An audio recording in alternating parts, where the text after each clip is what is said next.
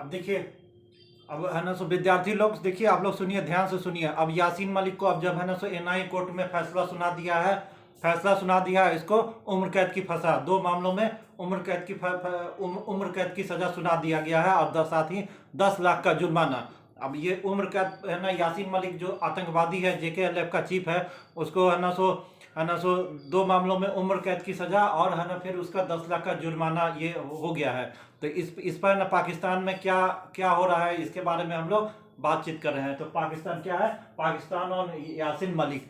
तो अभी जो यासीन मलिक को उम्र कैद की जो सज़ा सुनाई है एनआईए कोर्ट ने, तो उस पर पाकिस्तान में क्या हो रहा है इसके बारे में हम लोग बातचीत करने जा रहे हैं, जानकारी। तो इसमें पाकिस्तान का कहना है कि पाकिस्तान है ना सो खुल के है ना सो यासीन मलिक के समर्थन में आ गया है, यानी कि जो ये यासीन मलिक जो आतंकवादी है, इसके खुल के समर्थन में आ गया है, और इसको उम्र कैद की जो सज़ा मिली है उसका विरोध किया है। और यही नहीं, पाकिस्तान का कहना है कि पाकिस्तान का यह कहना है कि पाकिस्तान इस मामले को अंतर्राष्ट्रीय न्यायालय यानी इंटरनेशनल कोर्ट ऑफ जस्टिस में ले जाएगा। तो ये है ना, जो अभी यासीन मलिक को जो है ना उम्र कैद की सजा हुई है, इसके लिए पाकिस्तान का कहना है कि वो इस मामले को इंटरनेशनल कोर्ट ऑफ जस्टिस यानी अंतर्राष्ट्रीय न्यायालय में ले जाएगा, और इसका है ना विरोध कर रहा है। तो यासीन मलिक के समर्थन में पाकिस्तानी लोग, सब नेता वहाँ का सब आ गया है। और यही नहीं, वहाँ का जो विदेश मंत्री है बिलावल भुट्टो, तो ये जो पाकिस्तान का जो विदेश मंत्री है बिलावल भुट्टो, तो बोला है कि वो इस जो मामला है इसको यूएनओ में ले जाएगा, यूनाइटेड नेशन में ले जाएगा, यूनाइटेड नेशन में इस मामले को ले जाएगा, और है ना सो इस फैसले का विरोध कर रहा है। यही नहीं, इंटरनेशनल ह्यूमन राइट कमीशन है जो है ना, अंतर्राष्ट्रीय मानवाधिकार आयोग जो है, इंटरनेशनल ह्यूमन राइट कमीशन, उसमें इस मामला को ले जाएगा कि है ना ह्यूमन राइट का ये है ना उल्लंघन है। जो उम्र कैद का सजा दिया है, ये पाकिस्तान का मानना है कि ये है ना सो यासीन मलिक आतंकवादी नहीं है, ये है ना सो इसीलिए इसको ह्यूमन राइट कमीशन में इस मामले को ले जाएंगे। और फिर यही नहीं, ये अंतर्राष्ट्रीय ह्यूमन राइट कमीशन में ही नहीं ले जाएगा, पाकिस्तान का बोला है कि ये है ना इस्लामिक देश का संगठन है आईओसी। तो आईओसी क्या है, इस्लामिक देश का संगठन। तो उस आईओसी के बैठक में इस मामले को उठाएगा। तो ये खुल के पाकिस्तान है ना, इसका यासीन मलिक जो आतंकवादी है उसके समर्थन में आ गया है। अब बोल रहा है कि इसको है ना अंतर्राष्ट्रीय न्यायालय में ले जाएगा, यूएनओ में ले जाएगा। वहाँ का विदेश मंत्री तो बोल दिया कि बिलावल भुट्टो की यूएनओ में ले जाएंगे, इंटरनेशनल ह्यूमन राइट कमीशन में मामला को उठाएगा, और इस्लामिक देश का संगठन है जो है आईओसी, तो उसमें इस सब का मामला उठा के इसका है ना विरोध करेगा। इसको है ना कि पाकिस्तान का मानना है कि ये है ना आतंकवादी नहीं है। तो इस पर ना भारत का क्या करना है कि ये जो मामला है, सो कश्मीर जो है सो है ना भारत का आंतरिक मामला है, अभिन्न अंग है। कश्मीर जो है, Jammu and Kashmir including PoK, so Bharat का अभिन्न अंग है। और ये है ना कश्मीर है, सो ये है ना भारत का आंतरिक मामला है, आंतरिक मामला है। और ये है ना जो है ना यासीन मलिक है, ये भारत का ही नागरिक है, इसमें किसी दूसरे देश को दखल देने का जरूरत नहीं है। तो इस पर है ना एक्सपर्ट का यही राय है कि पाकिस्तान अगर इसको अंतर्राष्ट्रीय न्यायालय में ले जाएगा तो ये है ना मामला टिक नहीं पाएगा, क्योंकि ये जो है ना ये जो है ना यासीन मलिक है, ये भारत का नागरिक है। अब भारत के कोर्ट के द्वारा इसको सजा मिली है। भारत का जो एनआईए कोर्ट है उस दिल्ली में, वो इसको सजा दिया गया है। इसमें पाकिस्तान का कोई राइट नहीं बनता है, क्योंकि यासीन मलिक पाकिस्तान का नागरिक नहीं है। तो इसलिए अंतर्राष्ट्रीय न्यायालय में या इंटरनेशनल ह्यूमन राइट कमीशन, इस सब में उसको ये ले ही नहीं जा सका, ले जाएगा तो ये टिकेगा नहीं। तो ये यही एक्सपर्ट का राय है। और इस सब के बाद है ना, तो ये आपको बताने जा रहे हैं कि यासीन मलिक कौन है। तो ये एक ऐसा आतंकवादी है जो है ना 1990 में है ना 4 जो है ना वायुसेना अधिकारी है ना, इंडियन एयरफोर्स के 4 वायुसेना अधिकारी को गोलियों से भून दिया गया था 1990 में। तो उसमें ना इसका है ना उसका जो है ना मुखिया कौन था, ये यासीन मलिक। तो ये जेकेएलएफ का जो चेयरमैन है, चीफ है, ये यासीन मलिक, इसी के इशारे पर है ना वायुसेना के 4 अधिकारी को गोलियों से भून दिया गया था। यही नहीं, गोलियों से भूनने के बाद है ना वो जितने आतंकवादी से वो है ना बंदूक हाथ में लेके जो वायुसेना के अधिकारी को जब मार दिए, तो उसको है ना बंदूक हाथ में लेके उसके चारों ओर नाचने लगे, गाने लगे, जैसे कि है ना जैसे महाभारत के युद्ध में है ना ये अभिमन्यु को मार दिया गया। तो मारने के बाद है ना कौरव है ना ये नाचने लगा, गाने लगा, एकदम उसके सबके पीछे आगे पीछे घूम के नाचने लगा। उसी तरह है ना ये आतंकवादी सब है ना सो वो जो है ना सो वायुसेना के अधिकारी थे रवि खन्ना, तो उनको मार के उसके फिर चारों तरफ ऐसे नाचने लगा। इतना क्रूर आतंकवादी है ये यासीन मलिक। तो इस पर आरोप है ये जो है ना रवि खन्ना जो वायुसेना के अधिकारी थे इंडियन एयरफोर्स के, उसको उनकी हत्या का आरोप है और उसमें 40 लोग घायल भी हुआ था। और यही नहीं, इस पर अनेक है ना सो आतंकवादी है ना गतिविधि में शामिल होने का अनेक आरोप है। तो उसके बारे में हम बातचीत करेंगे कि ये यासीन मलिक कौन है। तो यासीन मलिक है ना सो ये जो है ना सो जम्मू कश्मीर की जो चीफ मिनिस्टर है महबूबा मुफ्ती। तो महबूबा मुफ्ती, तो उसकी बहन है रुबिया सईद, तो उसका भी है ना सो अपहरण करने का आरोप है कि उसी के इशारे पर है ना सो और जो है ना सो ये रुबिया सईद का अपहरण किया गया था। बदले में भारत सरकार को 5 आतंकवादी छोड़ना पड़ा। तो ये है ना सो ये है ना सो रुबिया सईद जो है जो भारत के पूर्व गृह मंत्री और है ना जो जम्मू कश्मीर की चीफ मिनिस्टर महबूबा मुफ्ती की बहन है, तो उसका अपहरण करने का भी इस पर आरोप है। तो इसके बारे में और भी है ना सो आपको और भी है ना इसका इल्जाम है कि है ना पूरे 1990 में ये है ना कश्मीरी पंडितों पर है ना सो इसने है ना घाटी छोड़ने पर मजबूर कर दिया। उसके कश्मीरी पंडितों के खिलाफ अभियान चलाया, आतंकवादी गतिविधि में शामिल रहा और है ना वो है ना सो कश्मीरी पंडित इस सब के खिलाफ है ना घाटी छोड़ने पर मजबूर कर दिया। पूरा आतंकवाद ये सब है। तो इसका बायोग्राफी अब हम आपको चर्चा करने जा रहे हैं कि ये इसका पूरा बायोग्राफी और लाइफ हिस्ट्री क्या है। तो 1966 में इसका जन्म हुआ था, क्या श्रीनगर में, तो श्रीनगर के लाल चौक इलाके में इसका जन्म हुआ था 1966 में। आप देखिए ये है ना इसका है ना तो मात्र 17 साल की उम्र में ये सबसे पहले जेल गया। कब? मात्र 17 साल की उम्र में ये जेल गया। इसका हिस्ट्री यही है कि ये 17 साल की उम्र में पहले बार जेल गया। यही नहीं, 1985 में एक घटना है जब है ना सब श्रीनगर में नेशनल कॉन्फ्रेंस का एक रैली हो रहा था, बहुत विशाल रैली हो रहा था। कौन? नेशनल कॉन्फ्रेंस का। तो जब रैली हो रहा था तो ये क्या किया कि अपने है ना सो दो साथी है ना अपने साथी एक संगठन बनाया और उसमें उस अपने दोस्तों साथी के साथ उस रैली में जाके बहुत फटाका ये सब छोड़ दिया। इतना फटाका छोड़ दिया ना कि जोर से है ना आवाज होने लगा। फिर लोगों को लगा कि फटाका नहीं बम का धमाका है। तो फिर है ना नेशनल कॉन्फ्रेंस का कार्यकर्ता सब पहुंचा। तो फिर है ना जो लोग ये बदमाशी किया था उसको पकड़ा। तो उसमें जो पकड़ा ना तो एक आदमी एक लड़का को पकड़ा, उसका उम्र था 19 साल। और 19 साल का लड़का को जो पकड़ा तो उसको कौन था? यासीन मलिक। यानी कि ये नेशनल कॉन्फ्रेंस की रैली में विघ्न डालने का काम किया था। और जब है ना वहाँ का कार्यकर्ता ही सब पकड़ा तो एक लड़का जो मुख्य रूप से जो मुखिया था उसका नाम था यासीन मलिक। तो देखिए ये है ना सो 1985 से ही है ना सो बदमाशी में ये है ना सो बदमाशी में ये जुटा हुआ है। और है ना सो तो इस तरह है ना सो ये है ना सो फिर बाद में चल के ये है ना ये जो है ना यासीन मलिक है एक है बाद में चल के एक ताला पार्टी नाम का एक संगठन बनाया। तो ये है ना कौन सा बनाया? ताला पार्टी नाम का संगठन बनाया। तो इसका मुख्य उद्देश्य था हिंसा करना। तो जगह जगह जाके हिंसा, उपद्रव, उग्रवाद ये सब फैलाता था। तो ये देखिए ताला पार्टी नाम का एक संगठन बनाया जिसका मुख्य उद्देश्य था हर जगह हिंसा फैलाना, पूरे कश्मीर में हिंसा फैलाना, कश्मीरी पंडितों पर हिंसा करना, उग्रवादी घटना में शामिल होने का इसका पूरा आरोप लगा।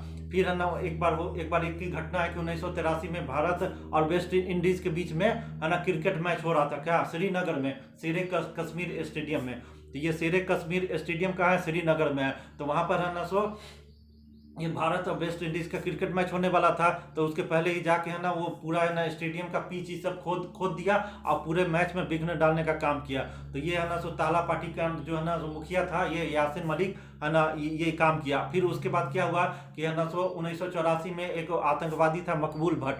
तो मकबूल भट्ट को वहाँ के जम्मू कश्मीर का कोर्ट है ना इसको है ना फांसी की सजा सुनाई। तो 1984 में जब इसको मकबूल भट्ट को फांसी की सजा सुनाई तो ये है ना ये ताला पार्टी का मुखिया जो है यासीन मलिक इसका विरोध किया और हर जगह हिंसा फैलाया। और फिर हर जगह पोस्टर भी है ना इसके विरोध में है ना सो ये मकबूल भट्ट का फांसी के विरोध किया और हर जगह इसका पोस्टर भी हर जगह दीवार पर जाके चिपकाया कि है ना इसको काहे फांसी हो रहा है, मकबूल भट्ट को काहे फांसी होता है, ये आतंकवादी नहीं है। तो इसके उसके समर्थन में हर जगह पोस्टर ये सब लगा के ये सब काम किया।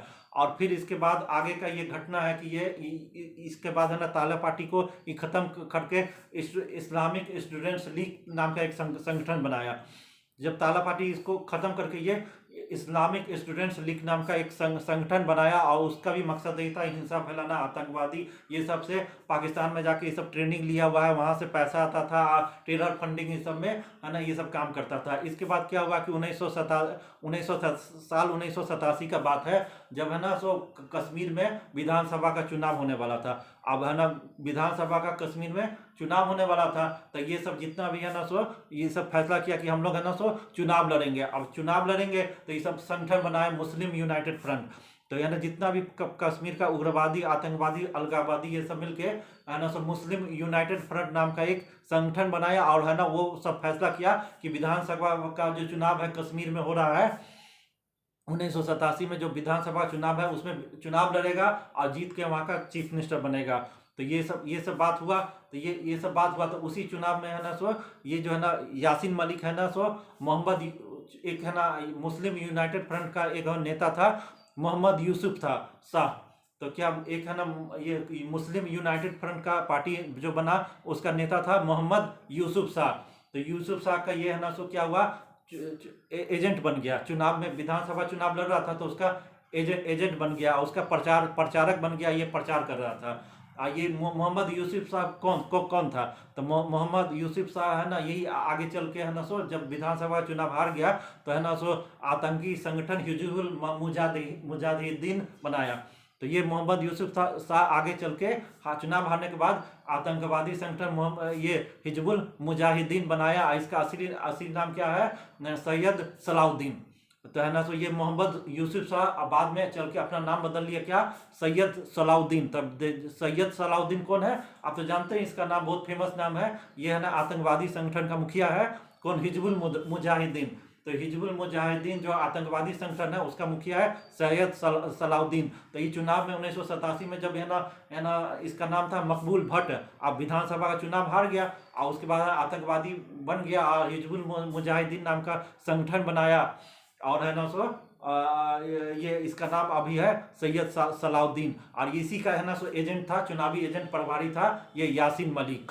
तो इसके बाद है ना सो चुनाव जब हुआ 1987 का चुनाव हुआ तो ये जितना भी मुस्लिम यूनाइटेड फ्रंट का जितना भी है ना सो नेता ये सब था, ये सब बुरी तरह चुनाव में हार गया। नेशनल कॉन्फ्रेंस और कांग्रेस पार्टी जीत गया और ये सब बुरी तरह हार गया। तो चुनाव में हार गया तो बौखलाहट में ये सब है ना सो बोल दिया कि अब हम आज से कभी भी चुनाव नहीं लड़ेंगे, हम लोग चुनाव नहीं लड़ेंगे। अब हम लोग ये सब क्या किया कि ना अलगाववादी उग्रवादी बन गया और है ना सो उसी समय से जितना भी मुस्लिम यूनाइटेड फ्रंट का नेता सब है ये सब आतंकवादी गतिविधि में शामिल हो गया। और वही है ना उसके बाद है ना सो ये जो मकबूल ये जो है ना सो मोहम्मद यूसुफ शाह अपना नाम बदल के सैयद सलाउद्दीन कर लिया, आतंकवादी संगठन है ना सो हिजबुल मुजाहिदीन बनाया। ये यासीन मलिक है ना सो क्या किया, चुनाव हारने के बाद है ना JKLF संगठन से जुड़ गया। अलगाववादी संगठन है ये, आतंकी संगठन है JKLF Jammu Kashmir liberation front, उसमें शामिल हो गया और बाद में उसका चेयरमैन बन गया।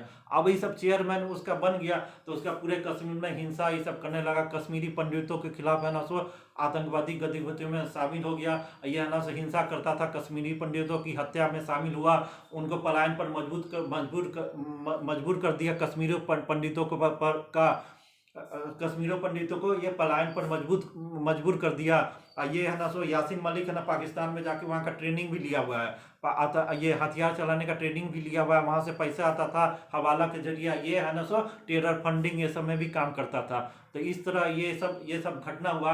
ये है ना यासीन मलिक है ना सो पाकिस्तान में भी गया हुआ है, 2005 में गया था, जिन्ना के मजार पर है ना सो जिन्ना के कब्र पर जाके फूल ये सब चढ़ाया हुआ है। तो ये है ना सो पाकिस्तान प्रेमी है, पाकिस्तान में इसका बहुत सारा फैन है, अब पूरा POK पाकिस्तान में इसका बहुत सारा फैन है। आइए है ना बाद में ना पाकिस्तानी की एक लड़की से शादी किया, पाकिस्तान में जाके पाकिस्तान की लड़की से शादी कर लिया और इसको पाकिस्तान में POK में इसको दामाद का दर्जा मिला हुआ है। यानी कि ये यासीन मलिक है, इसको पाकिस्तान में लोग दामाद समझता है कि इसलिए कि ये पाकिस्तान की लड़की से शादी किया, दामाद समझता है। और यही नहीं, ये जो है ना सो 2013 में जो है ना पार्लियामेंट पर जो अटैक हुआ था उसमें अफजल गुरु है ना को फांसी हुआ।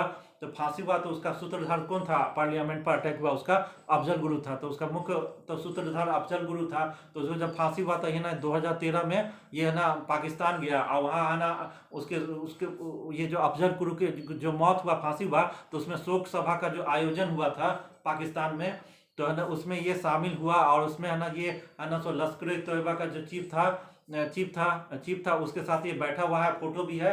लश्कर-ए-तोयबा का चीफ के साथ इसका फोटो भी है, बैठ के ये ना शोक सभा में शामिल हुआ था। और ये है ना बराबर पाकिस्तान भी जाता था, वहाँ के राष्ट्रपति, प्रधानमंत्री, मंत्री, ये सबसे भी ये मिलता था। अब बाद में क्या हुआ, जब है ना 1991 में जब है ना भारत का प्रधानमंत्री बने नरसिम्हा राव, तो उन्होंने आतंकवादियों के खिलाफ अभियान चलाया पूरे कश्मीर में। वहाँ सेना लोग ने बुरी तरह आतंकवादियों को मार के आतंकवादी सबको खूब बुरी तरह मारा, उसके बाद है ना उसका कमर तोड़ दिया। और जो भी हथियार उठाता था उसका हत्या ही है ना सो ये है ना सेना है ना वहाँ का क्या करता था कि जो भी आतंकवादी सबको है ना सो हत्या ही कर देता था। तो इस सब से है ना ये माहौल ऐसा हो गया कि जो भी हथियार उठाएगा तो उसको है ना सो उसको मार दिया जाएगा, सेना का यही ऑर्डर था। तो इस सब के बाद, घटना चक्र के बाद है ना 1994 में ये है ना सो देखा कि अब हमको तो मार ही देगा, तो है ना सो ये है ना सो अब ये घोषणा कर दिया कि अब हम हथियार नहीं उठाएंगे, अब है ना सो हथियार छोड़ के बातचीत का रास्ता अपनाएंगे, बातचीत का रास्ता अपनाएंगे। लेकिन ये है ना हथियार तो छोड़ चुका था, और है ना सो बोला कि अब हम ना सरकार से है ना बातचीत का रास्ता अपना के बातचीत से इस कश्मीर का मसला सुलझाएंगे।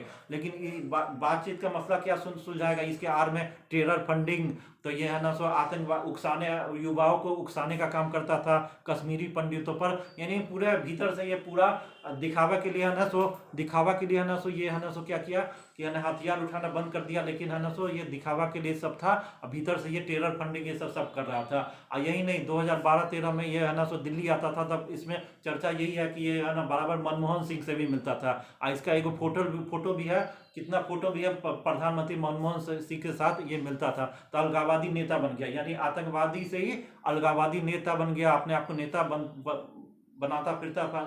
कांग्रेस पार्टी ऐसा था कि इसको है ना हवाई जहाज से यात्रा करना, मुफ्त में हवाई जहाज से यात्रा करवाता था, होटल का खर्चा ये सब निकालता, इसको होटल का खर्चा देता था, सारा इसको सुविधा प्रदान करता था। अब नरेंद्र मोदी जो प्रधानमंत्री बने तो इसके खिलाफ सख्त कार्रवाई किए हैं, अब इसको है ना सो उम्र कैद की सजा मिली है। तो ये है ना सो यही है इसका बायोग्राफी।